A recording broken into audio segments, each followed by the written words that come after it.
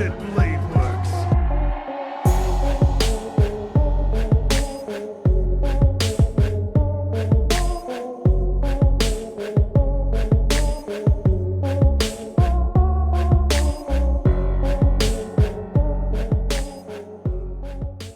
Hey, what is up, you guys? It's Silver Frank, and today I'm back with another video, and I am excited for this one. You already know from the title and thumbnail, and for those of you who have been subscribed for a while, you know that I really love Leonidas. Like, this dude is amazing. So like, I'm not just talking about the servant Leonidas. I'm talking about like the actual historical figure Leonidas. I love this guy. Like, if you haven't seen my reaction for Leonidas versus Gorgon, you should definitely go check that out. You can see in that video how much I like this guy. Like, Leonidas is dope. He is dope, like, really. So like, I'm really excited about this video. Like, I already know like most of his like abilities and his history. I also know it as well, so I don't think anything here will surprise me that much. And the reason why I say like I know most of his abilities is number one, he did go all out against Tiamat. And number two, like I've to be honest, like I know most people don't, because he's like a 3-star servant, but I use them in the game a whole bunch. Like, that, like, he's like my go-to tank, and the fact that I could like upgrade him so easily because he's a 3-star is the reason why I use him so much. Like, I could easily upgrade this guy to max levels, and I know like for most people it's not worth it because the benefits are not that high, but I use him for mostly just a tank, and I just like the guy. So like, if I like the servant, I'm gonna use him. I don't care what like, if I could, like if you see the people that I play, right, there's servants that I actually like. Yes, some of them are 4-stars, some of them are 5 stars, but the fact that I use them is because I actually like them. For example, I'll give you an example, because some players, like, they just use like 5-star servants like in their whole roster. I don't do that. Like, I can't just, I'm not the type when I'm playing like a video game or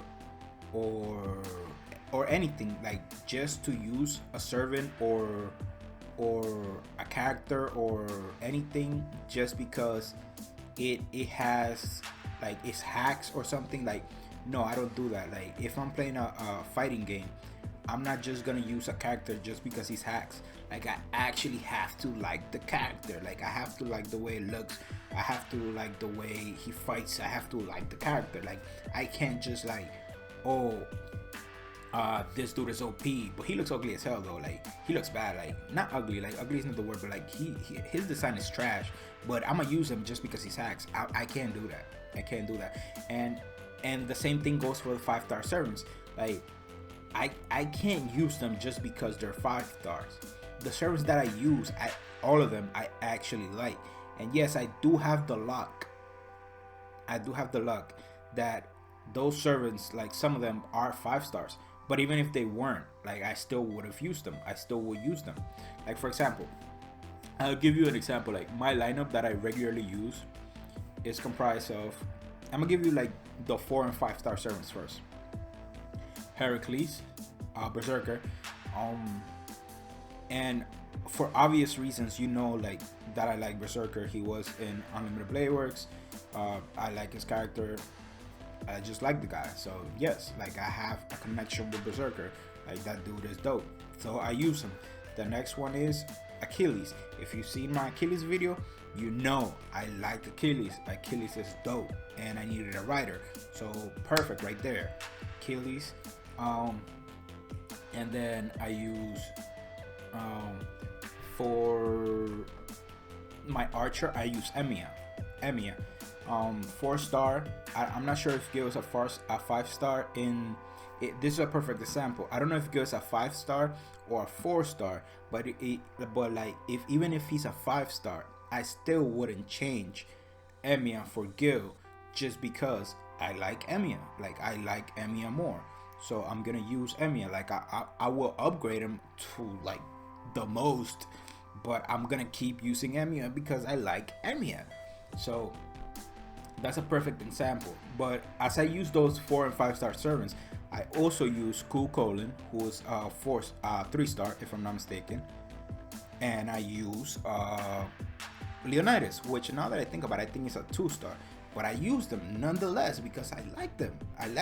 That's pretty much it. Like, I don't need any other reason, and I wouldn't change them out. I did recently just changed out Leonidas for Cool Column, but I keep switching them though. Like, I don't just use one, but I do switch them once in a while. But yes, like those are the servants that I actually use, just because I like them. I have a connection with them, whether it's from the anime or for me reacting to this video. To this videos, like, I actually have a connection with those characters and I like them. So I'm not the type to just use a servant without knowing like nothing about the servant. I can't go like, oh, he's hacks or he's strong, I'm gonna use him. I can't. I have to actually like the character, and that brings me to Leonidas.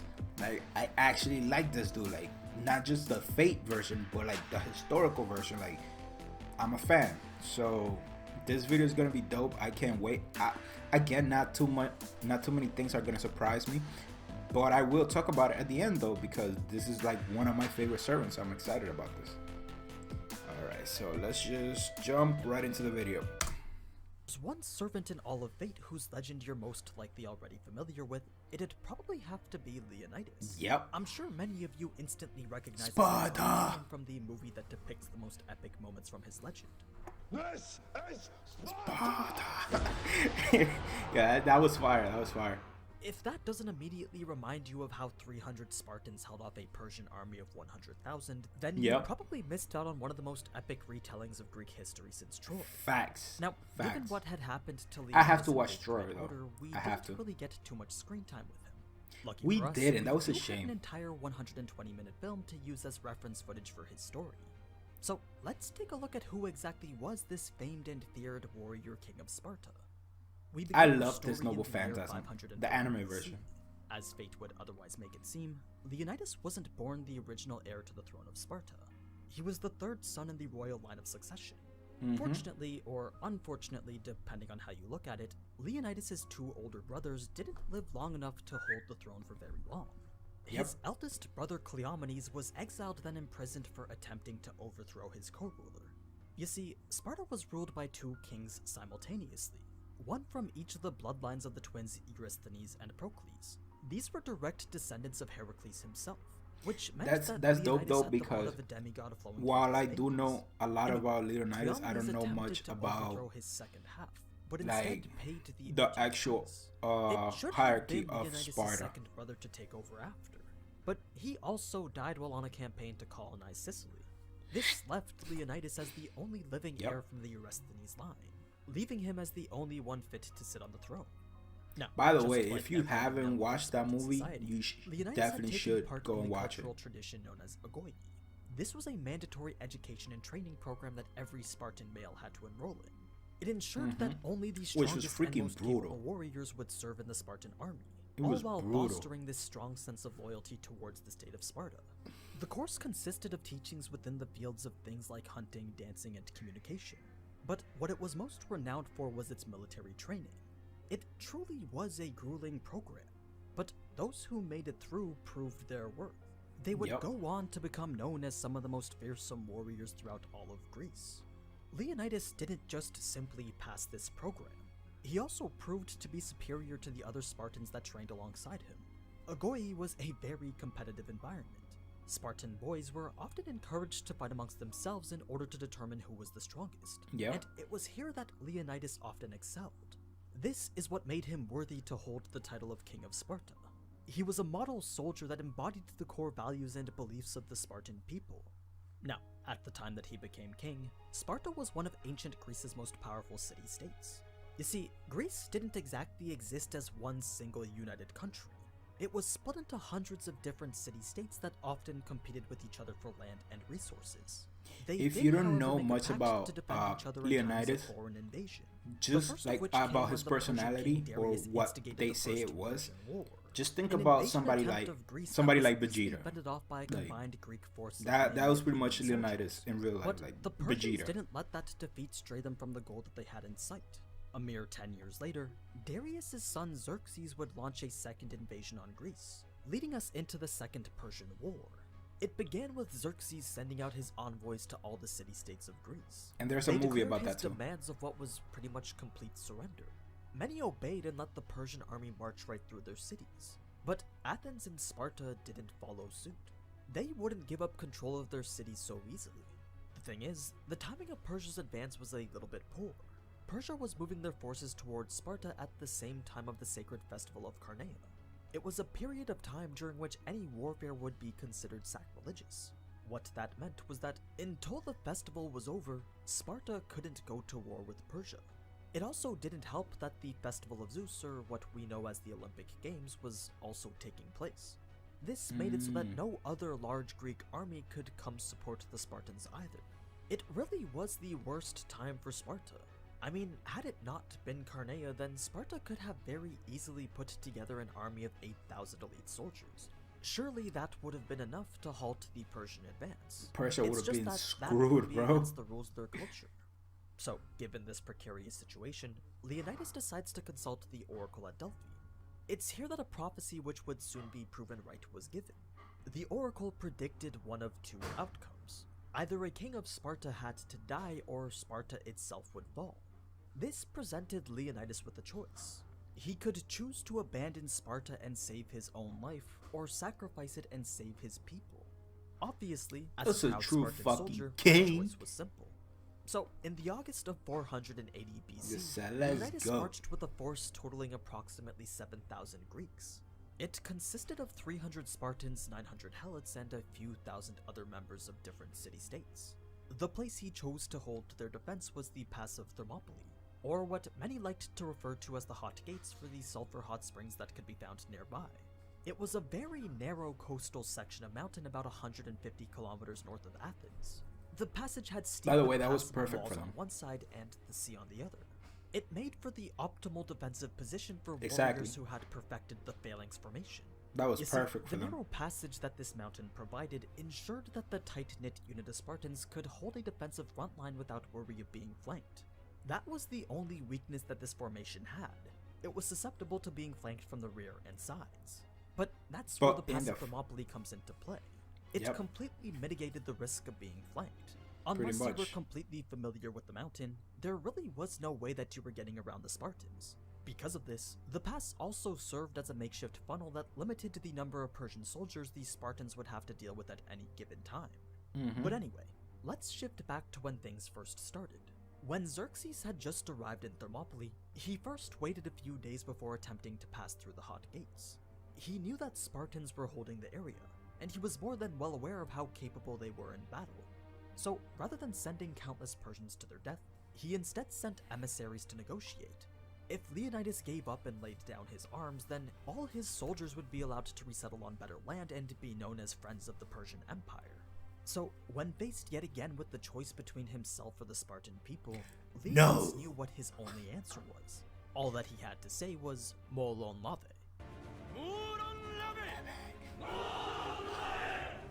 The freaking king, this was a bro. Classic ancient this dude is Greek awesome. expression that pretty much translated to "come and take it." Persian! Come and get them! Now, given what had happened to the last envoy, it's unlikely that Xerxes was actually able to receive that message. But after 4 days of waiting, the response was clear. Leonidas wasn't going to let his armies pass. So Xerxes started to send his armies forward in waves of 10,000. The first wave came across the Spartans standing shoulder to shoulder while their shields overlapped and their spears stuck forward. It was a formation that spanned the entire width of the passage, and it went to establish a nearly unbreakable line. especially considering the weaker shields and shorter swords that the Persian infantry possessed. Mm-hmm. They were absolutely no match for Leonidas' defensive hold. I mean, he even had soldiers to spare, rotating them in and out of formation to diminish any sort of extreme fatigue. Now, by the time that the first wave had been completely wiped out, only 2 or 3 Spartans had been killed in return. It was honestly more like a massacre than it was a battle. So, as Xerxes watched his men get cut down by the thousands, he prepped a second wave to begin their advance, this time consisting of 10,000 elite soldiers known as the Immortals. That name was simply just a title though, as the 10,000 Immortals fell as easily as the 10,000 infantry, all of which were annihilated in a single day. Xerxes decided to send yet another wave on the second day. He assumed that the Spartans would be tired and wounded, so perhaps bombarding them with sheer force and numbers would eventually work. But to his dismay, the outcome always stayed the same. Zero headway was made on the pass and minimal damage was done to the Spartan line. Xerxes was completely perplexed. He had no idea how he would overcome this dude is a horrible freaking king, bro. His path. And that could have very well stayed the case had a local shepherd not approached him with a solution. In exchange for a reward, the shepherd identified a mountain path that went around the narrow passage that Leonidas was holding. It was a route that Leonidas was aware of, so on the off chance that the Persians did find it, he stationed a small contingent there to block the path. It didn't do much though, as the force of 20,000 that was sent to flank the Spartans was simply too much for that contingent to handle. They were completely wiped out by Persian archers. But before that happened, a runner was sent to notify Leonidas of the oncoming attack. Their position had been encircled and there was very little time to make a retreat. Unless they left now, they would soon find themselves completely surrounded by Persian infantry, a situation that would pretty much mean certain death. So Leonidas told all his allies that they could leave if they wanted to. Many of the Greeks from different city-states did take him up on his offer, but the Spartans, Thespians, and Thebans all stayed, leaving behind a remaining force of approximately 1,400. Now, it's unclear as to why Leonidas decided to stay when he could have easily fled and fought again. These people are bred for this, bro. Law of never retreating. But some people they're bred for this since they're like produced the idea of Spartans 5 or 6, bro. Another reason could have been that Leonidas was just following the prophecy of the oracle, choosing to commit his life to the cause so that Sparta may live. The most likely reason, though, is that he saw that someone needed to act as the rear guard. 3,000 Greek soldiers had retreated, and if someone wasn't there to delay the Persians, then their cavalry would have been able to easily run them down. Having a rear guard served to cover the retreat of 3,000 soldiers who may one day fight again. So Leonidas marched his remaining soldiers into an open field where they would face the Persians head-on. They fiercely fought 10,000 more infantry, cavalry, and immortals. But what would inevitably do Leonidas in was the downpour of Persian arrows. It wasn't even the foot soldiers that posed a threat. It was the constant barrage of arrows that rained until every last Greek was dead, finally bringing an end to the Battle of Thermopylae. Now, although the outcome was defeat, Leonidas had done more for Greece than any single soldier could have done in their entire lifetime. Him and his companions displayed such a legendary act of heroism that their story remains known to this day. The story of a doomed rearguard that, when faced with certain death, fought tooth and nail for the freedom of their country. That's the legacy Leonidas left behind. He would soon become a martyr that would serve to boost the morale of the Greeks who would later take back the land lost to the Persians. And a monument to him now stands in Thermopylae that reads the phrase Molon Lave. So that was the story of Leonidas, a true hero of the Greek people, this dude is freaking someone epic, who was bro. most definitely worthy of moving to the throne of heroes. Let's talk about his abilities and noble phantasms now, the first of which is his skill Rearguard's Pride. This is the essence of his final moments at the famed Battle of Thermopylae turned into a technical skill. What it does is grant Leonidas more power the more disadvantageous the situation is. So this means that Leonidas' true power will only ever surface when the odds are stacked against him. His second skill is Warrior's Warcry, something that's more attributed to his ability to lead. It's a skill that boosts the morale of those around him, allowing them to align their actions closely with Leonidas's. Leonidas may not be the most intelligent, but he definitely knows his way around a battlefield. I'm sure Gilgamesh didn't pick him to lead the Mesopotamian soldiers for no reason. Finally, we have his noble phantasm, Thermopylae Enemotia, Guardian of the Hot Gates. This is basically a reenactment of the battle that we just discussed. An ability that begins as a defensive hold, then ends as a counterattack. Just as it did in history, it initiates with the summoning of 300 Spartans. their purpose to defend Leonidas and his master from the enemy's attack. Then, after the initial assault, Leonidas launches a counterattack that scales in power with the number of Spartans left over. It's a noble phantasm that's mainly used for defense, but the counterattack can actually be rather strong as well, especially when Leonidas combines it with that was so freaking to hype, successfully bro. defend against even anti-army noble phantasms. So he uses his iconic shield and spear to persevere through the strongest of offenses and retaliate with even greater force, truly embodying the essence of his legend in the process. But yeah, that's pretty much everything you need to know about Leonidas. Now, before I go, be sure to let me know in the comments which servant you'd like to see next. Instead of doing a poll, I think I'll switch it up and let the most upvoted comment get its own servant profile. The condition being that the servant has to have been in a Fate anime with, say, like, more than 13 episodes. Anyway, as always, thank you so much for watching, and if you enjoyed this type of anime content, then you already know what to do. So, until next time, ciao! Alright, Leonidas, bro, like, yo, I love this guy, bro. I think he's like my favorite historical figure ever. So like, if you don't, like, as I said during the video, like, if you don't know much about Leonidas, you can just picture somebody like Vegeta. You could just picture somebody like Vegeta. He like, as Vegeta, like, he's a prideful warrior who is also Vegeta never took the throne, but Vegeta's a prince, he's a king, but like you cannot talk shit about Vegeta about Saiyans. Vegeta will go to war with anybody for his Saiyans, like, and the same thing with Leonidas, like his Spartans, bro, like his people, like, yo, this dude is dope. Again, he's not the smartest guy, really not, but when it comes to battle though, he is. Like, his formation, like, bro, this guy led an army of 1,400 that killed more than 30,000 men. That's insane. That's crazy. That is crazy, bro. That is crazy. So like, this guy is awesome. He's really dope. And now let's talk about like his abilities as a servant. So he's not the strongest servant. He really is not. But again, like as I said at the beginning, he's more of a tank. Like, that's what he is, to be honest. Like, he's a tank.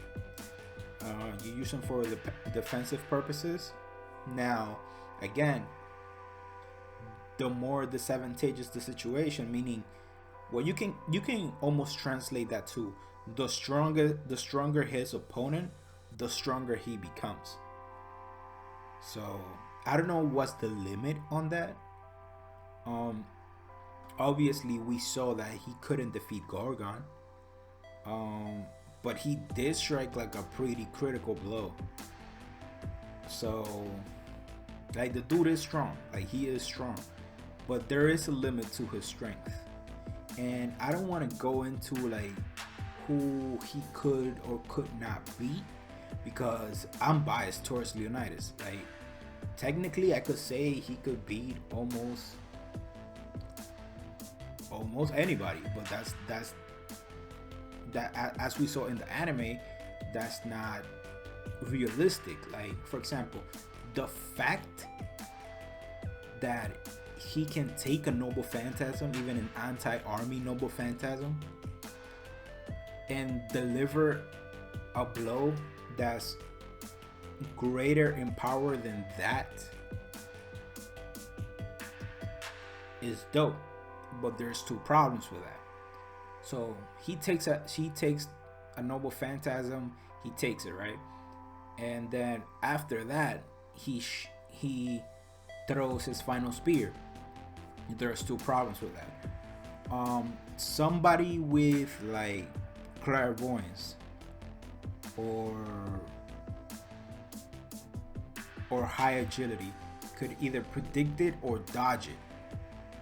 Obviously, Gorgon was a massive target, but I think his attack is dodgeable. It is, like, Gorgon was just way too big, but it's probably dodgeable. Somebody like, I don't know, somebody like probably Emiya with his clairvoyance. Because remember, we saw Emiya dodge Ku Colin's spear point blank. And I'm not talking the Noble Phantasm, I'm talking like when Ku teleported behind him and then Emiya dodged him. Like we've seen this.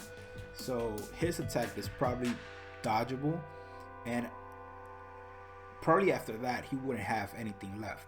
Now if he does hit, if it does connect, then the other servant is pretty much screwed. But there is also a problem. Even if it hits, some servants have like strong ass defenses. I'm not sure how strong how, for example, Ro Ayas will stack up against Leonidas like final throw. Like I'm not sure how that will stack up, but that's a perfect example of an incredible shield. A lot of servants have stuff like that, like invulnerability. Somebody like Heracles with his 12 lives. Somebody like Karna with his impenetrable armor. You know, like there's a whole bunch. Like there's Archer with his clairvoyance. There's like a bunch of stuff out there that, you know, like it will make his attack not as good, you know. So he's not the most powerful servant, but I do like him. Like I like him a lot. Like there's not much to say about him, but he is capable of beating a lot of servants. He's not top tier. I don't think he's anywhere close to the top tier. But you know, he's if I said before, like I said before, if I had to rank the servants from D class to A class, the top tier obviously being the A class. I put Leonidas around C class, around there. Maybe crossing into B class, maybe. But he can definitely beat some servants, but he's not close to the top tier. I'm not sure if that's accurate enough for you, but that's where I place him. Doesn't change the fact though that I like the dude, so I obviously use him in the games. I like when I saw him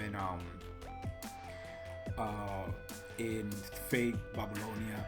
If you haven't seen my reaction to the fight with Gorgon, you should definitely go check that out. I was hype, was so hype. I don't remember what was it. I don't know if I reached my milestone, if it was like 100 subs or 200. I don't remember, but yeah, like you should definitely go check that out. And that's pretty much it, guys. I really appreciate it. Thanks for watching. If you liked the video, please hit the like button. Please subscribe to my channel. Also, please comment down below to any more suggestions, any other servants that you would want me to react. I don't know which video is going up first, but I also recorded a journal, so stay tuned for the first episode of Gilgamesh versus the World. That's like, I think I covered all the servants already, so I should be ready to get into that video. I should be there. So thank you guys for watching. I really appreciate it. Again, please don't forget to subscribe. It really helps me out a lot. And as I always say, have an awesome day, and catch you guys in the next one.